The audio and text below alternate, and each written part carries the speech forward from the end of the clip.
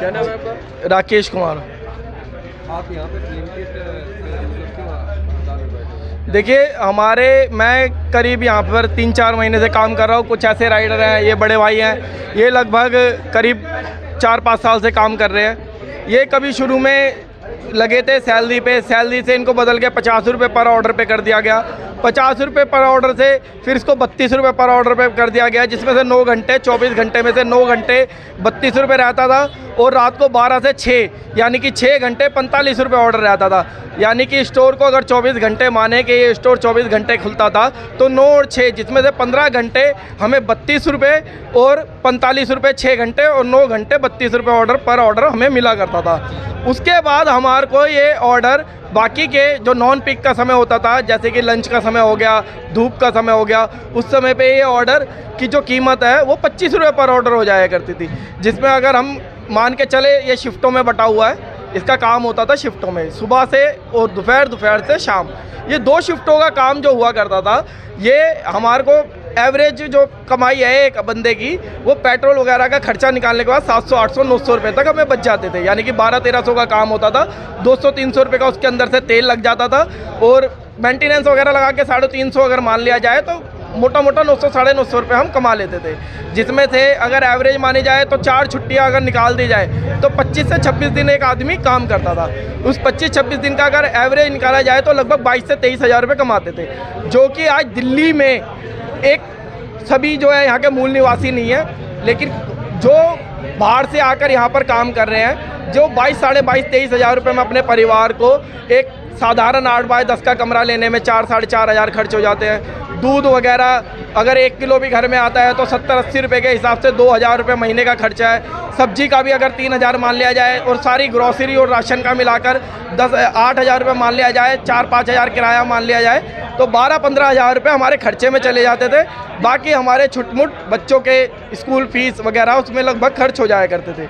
अब इस दौरान इन्होंने एकदम से हमें एक दिन, अभी 2 दिन पहले स्टोर पे आके हमें ये बता दिया, शाम को हम सभी राइडर आए हुए थे, हमें ये बताया कि ये जो है रेट कार्ड आपका चेंज होने वाला है। हमने इनसे पूछा कितना रेट कार्ड चेंज होगा, तो इन्होंने हमें किसी तरीके की जानकारी नहीं दी। अगले दिन हम सभी राइडर, जितने भी राइडर यहाँ पर मौजूद है, मॉर्निंग वाले इवनिंग वाले, वो अपनी शिफ्ट पे आए, उन्होंने काम करा तो इन्होंने बताया कि यहाँ पर टोटल कितने कर्मचारी काम कर रहे हैं? लगभग 150 बंदे हैं जो यहाँ पर काम कर रहे हैं, और 150 वो है जो बहुत पुराने और ईमानदारी से अपना काम कर रहे हैं। ईमानदारी से काम करने का मतलब मेरा ये है कि जो सुबह आते हैं, दोपहर तक अपनी शिफ्ट पूरी करके जाते हैं। कुछ ऐसे भाई हैं, जैसे ये भाई हैं, ये काफ़ी ऐसे 4-5 किलोमीटर दूर से आते हैं, और भी भाई हैं जो जमुना पार से आते हैं, वो अपना काम करके दोपहर तक जाते थे। फिर शाम वाले आते थे, वो रात तक 2 बजे तक काम करते थे। कई बार यहाँ पे डीएस पे पुलिस वाले आए पंगे हुए, तो उन्होंने एक बात पूछी इनसे आके, क्या आपके पास 2 बजे तक का लीगल लाइसेंस है स्टोर खोलने का? तो इनके पास वो लीगल लाइसेंस नहीं निकला। हमारा मुद्दा ये है कि क्या दिल्ली में रहने वाली सरकारें, क्या ये इस कंपनी के ऑनर जो यहाँ पर काम कर रहे हैं, उनको जो ये पिछले नौकरी पे काम कर रहे हैं, उनको कोई भी ऐसा बंदा है जिसका डिक्रीमेंट हुआ हो? मेरा कहने का मतलब यह है, जो एसी में बैठे हुए हैं वो लेते हैं इंक्रीमेंट हर महीने, हर 3 महीने, हर 6 महीने में उनका इंक्रीमेंट होता है, और एक हम हैं जो 6 महीने 3 महीने में डिक्रीमेंट झेलना होता है, और वो भी इस स्थिति में 22-23 हज़ार रुपये कमा रहे हैं, अपना सिर्फ घर परिवार चला रहे हैं। 2 दिन स्टोर को बंद हुए हो गया, हालत ये हो गई है कि घर में लोगों के खाने के नहीं है। मैं खुद अपनी बात कर रहा हूँ, किसी दूसरे की नहीं, मैं खुद की बात कर रहा हूँ। हम इतने परेशान हैं और इतना काम के लिए कि हमारे को ये समझ में नहीं आ रहा। बच्चों की स्कूल खुलने वाले हैं, स्कूल से रोज़ प्रेशर आ रहा है, फीस भरिए, यूनिफॉर्म लीजिए, किताबें लीजिए, ये लीजिए, वो लीजिए, एग्ज़ाम फीस दीजिए। कहाँ से ला कर दें ये पैसे, कहाँ से खर्चे करें? और अगर हमें ये एक और है, यहाँ पर हमें ये कह दिया जाता है कि जाओ और यहाँ पर काम नहीं करना, कहीं और करो। मन को शांति के लिए हमने सोच लिया यहाँ नहीं करेंगे, कहीं और करेंगे, लेकिन वहाँ पर भी अगर जाकर उसने भी कह दिया रेट कार्ड कम है, यहाँ नहीं कोई और करो। क्या दिल्ली की सड़कों पे मरने के लिए हम? स्थिति हमारी ये है, अगर आप कैमरे को दिखा सकते हो, कई जने टूटे फूटे लोग हैं, हाथ काले हो गए हैं, शक्लें काली हो गई हैं धूप में गल गल के। ये देखिए, ये मल्टी ऑर्डर है, अगर ये जूम करके आप दिखा सकते हैं, ये 9 रुपये ऑर्डर मिला है मल्टी ऑर्डर। इसके 50-60 रुपये जो मिलते थे, ये 9 रुपए मिल रहे हैं इसके हमें। रेट में बात करोगे, जो रेट कर दिया है ये रेट बदलना चाहिए। ये हमारा 4 रुपए 5 रुपए रेट कर रखा है इसका। 50 किलो वेट देते हैं और सिंगल वन ले जाओ। 50 किलो वेट 50 किलो वजन देते हैं और एक बंदा लेके जाता है। और इसमें होता क्या है सर, इसमें होता क्या है कि हमें ऑर्डर दिए जाते हैं। यहाँ पर ज़्यादातर जो मकान है वो सब डबल स्टोरी है, कोई 4 मंजिल है, कोई 5 मंजिल है, कोई 3 मंजिल है, जिनमें लिफ्टें नहीं है अभी। तो उनमें हमें 5 मंजिल तक ये 15 रुपये में 5 मंजिल 4 मंजिल 40 किलो 50 किलो 2-2 आटे की बोरियां 10-10 किलो की 3-3 बोरियां हमें कंधे पे डाल के मजदूर से भी बुरी गत कर दी है हमारी। फिर भी हम ये सोचते हैं बच्चों की शक्लें नज़र आती है तो हम छोड़ कर भी आ जाते हैं। सुबह से शाम तक पैर ऐसे टूट चुके होते हैं जैसे किसी ने लट्ठों से मारा हो, डंडों से मारा हो। इस स्थिति के लिए हम यहाँ काम करना चाहते हैं। या सरकार की आंखें मूंद है या बंद है कि उनको ये महंगाई बढ़ती हुई नहीं दिखाई दे रही है, कंपनियों की मनमानी नज़र नहीं आ रही। हमारा बस यही मुद्दा है कि हमारा जो पुराना रेट कार्ड था उसी पे हम काम करने को तैयार है, ईमानदारी से काम करेंगे अपना पूरा। और इसी रेट कार्ड इनका एक नियम है, अब नहीं तो तुम नहीं करोगे कोई और करेगा। बेरोजगारी का देश है, इस देश के अंदर मजदूर है, मजदूर यूनियन मजदूरों का देश है, ये आबादी बढ़ती जा रही है तो इसमें हम इनको निचोड़ना सीख ले। निचोड़ेगा कौन? सबसे गरीब आदमी, सबसे कमज़ोर आदमी। मेन मांग जो है वो ये है कि जो हमारा रेट कार्ड पुराना रेट कार्ड था 25 रुपये वाला और 32 रुपये वाला, हमारा वही रेट कार्ड कर दिया जाए, 15 रुपये वाला हटा दिया जाए। 15 रुपये वाले में हमें बहुत नुकसान हो रहा है, पेट्रोल का खर्चा तक नहीं निकल पा रहा है। हमारे एसएम कहते हैं कि करना है करो, नहीं करना अपने घर जाओ। हमें धमकी देते हैं कि आप जो है अगर आप काम नहीं करोगे तो दूसरा करेगा, आपको नहीं करना, आपका हिसाब पट्टम। उनकी लैंग्वेज ये है कि हिसाब पट्टम। क्या होता है पट्टम? हम भी वर्कर हैं, वर्कर काम ही कर रहे हैं कंपनी के लिए, वो इस तरह की लैंग्वेज यूज़ करते हैं। तो हमारा कहना यही है, हमारी मांगे यही है कि हमारा जो रेट कार्ड पुराना था उसी रेट कार्ड पे हम काम करना चाहते हैं और ईमानदारी से जैसे कर रहे थे वैसे ही करना चाहते हैं। आपका नाम क्या है? मेरा नाम जाबिर अली है और मैं यहाँ पे कम से कम पिछले 2 साल से काम कर रहा हूँ। ये एक ग्रुप है जिसके अंदर ये एसएम और सभी इसमें कल्याण विहार के सभी लोग एडिट हैं। यहाँ पर अगर हम डीएस की कोई भी जानकारी लेना चाहें वो यहाँ होती है। अगर हम किसी वर्कर से किसी तरीके से काम कर रहे हैं या बात होती है तो उसके बाद ये मैसेज आया जाता है। यहाँ तो मैंने आप लोगों को जस्ट एक एग्जाम्पल पोल दिया है। आप जितने भी इस ग्रुप के अंदर हो आप लोगों को लास्ट वार्निंग दे रहा हूँ। स्पेशल सरताज और ये जो दूसरा बंदा जो पेट्रोल के बारे में लिख रहा है, और अगर काम नहीं करना है तो आप घर बैठे और यह बेकार की बातें मत करो ग्रुप के अंदर, नहीं तो एक एक की आईडी उठा कर मैं सस्पेंड करके चला जाऊँगा। और जितने भी लोग ये बार बार स्ट्राइक और यह बार बार जय दम का दम कर रहे हैं, इन लड़कों को के ऑर्डर क्यों मार रहे हैं, इनको रोक रहे हैं, ये वह है। कल मैं आऊँगा डीएस पर, जो लड़कों को ऑर्डर मारने से रोकेगा 11 के एक के ना तो गांड फाड़ दूंगा। ये इनकी लैंग्वेज है, ये लैंग्वेज है ये हमारे एसएम की है, यानी कि हमारे से कैसे बात की जाती है कि हमारी ये गांड फाड़ दी जाएगी। ये लैंग्वेज है, ये मैं ऐसा बोल नहीं रहा, ये लिखित है, ये लिखित है। ये अनिल कुमार हमारे एसएम है, स्टोर मैनेजर है ये। और भी धमकियाँ हैं, इनकी धमकियाँ बहुत ज़्यादा है कि वो उस पर हम बात नहीं करना चाहते ज़्यादा। ये फिलहाल यही है कि हम ये चाहते हैं, मेन मुद्दा जो ये है कि जैसे हम 2 दिन से बैठे हैं तो हमारा ये नुकसान है। ठीक है, हम ये चाहते हैं कि हम जो पुराने रेट पे काम कर रहे थे वही रेट कंपनी दोबारा कर दे, जिससे कि हम अपना घर बार चला सकें। और दो से ज़्यादा दिन तक ये बंद रहेगा तो आगे हमें भी कुछ ना कुछ सोचना पड़ेगा। देखो जी, हमारा भी कोई बैकअप इतना मजबूत नहीं है, डेली कमाने डेली खाने वाले हैं। तो इसीलिए हम यही चाहते हैं, हमारी यही डिमांड है कि हमारा पुराना रेट दोबारा से लागू कर दिया जाए। और एक और बात, हाँ बताइए। जैसे जितने भी इस कंपनी में वर्कर्स हैं सारी सबकी सैलरी है, हमें भी पहले सैलरी पे रखा गया था, फिर उसके बाद इन्होंने सैलरी हटा दी ताकि ये पैसे कम कर सकें। हर 6 महीने में एक नया ऐप ले आते हैं, रूल ले आते हैं कि इसके हिसाब से काम करो, नहीं तो हाँ जी। कितने आते हैं पैसे? सैलरी पहले 18,000 रुपये से 20,000 रुपये तक आती थी, कभी कभी अच्छा काम करे तो 21,000 रुपये आती थी।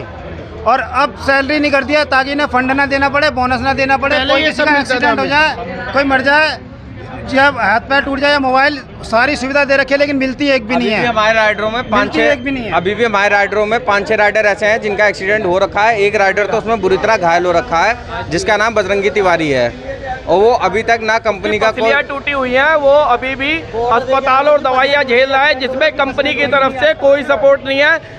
देखिए, कंपनी ना तो किसी को, ये यहाँ पर अगर हमारा कोई ऑर्डर में सामान कम हो जाए, स्टोर से अंदर से कम हो जाए, तो हमारे को 300 रुपये की पेनल्टी लगती है कस्टमर को सामान ना देने पर। पेनल्टी NDMD 300 रुपये की। और अगर कोई अच्छा काम करे उसके लिए कोई वो नहीं है कि वो कुछ दे सके, कुछ उनको प्रोत्साहन दे सके, कुछ प्रोत्साहन के रूप में राशि दे सके, ये नहीं दी जाती। लेकिन काटना ये अच्छी तरीके से जानते हैं, इनको मालूम नहीं है 300 रुपये कमाने के लिए कितनी राइड करनी पड़ती है। और हमें रूल कौन लोग करते हैं? जो AC में बैठे हुए हैं, वो हमें बताते हैं ये 100 किलो ऑर्डर आपको कस्टमर के यहाँ छोड़ना पड़ेगा, अगर नहीं छोड़ोगे तो हम कैंसिल कर देंगे, और कैंसिल कर दोगे तो ID बंद कर देंगे। 100 किलो ऑर्डर एक बाइक या 2 बाइक वालों को छोड़ के आना है, ये इनकी। और देखिए, यहाँ पर मैं ऐसा बोल नहीं रहा हूँ, यहाँ पर एक गाड़ी का ऑर्डर आया है, जो पूरी गाड़ी में ऐसे हमने खुद, जो स्टोर मैनेजर है, उन्होंने खुद अपनी गाड़ी में रखवा के सामान भिजवाया है रात को 1:30 बजे। ठीक है, उसके लिए ये 2 राइडर दे रहे हैं। ये कंपनी को, या तो कंपनी को ये पता तो हो कि ये जो वर्कर काम करते कैसे हैं। 1-2 दिन जरा उतार के तो देखें अपने जो ये मैनेजर और ये ऊंची पोस्टों पे बिठाए हुए, एक दिन के लिए राइड करवा कर देखें, इन्हें पता लगेगा कि कितनी मेहनत से राइड मारी जाती है। जिन्होंने ये 15-25 रुपये से 32 रुपये से हमारे सीधे 9 रुपये 10 रुपये कर दिए हैं। इनको एक बार एहसास तो, जिसको जब तक भूख का एहसास नहीं होगा, जिसको भूख लग नहीं रही होगी, उसको भूख का क्या एहसास होगा। और ये यूं कहती थी कि क्या नाम है, जिन्हें सैलरी पे करना है सैलरी पे करो, जिन्हें पैकेट पे करना है पैकेट पे करो, क्योंकि पैकेट पे था 50 रुपये ऑर्डर और सैलरी थी 19,700 रुपये, जिसमें हमारा SIPF फ्यूल का पैसा हमारा अलग से आता था।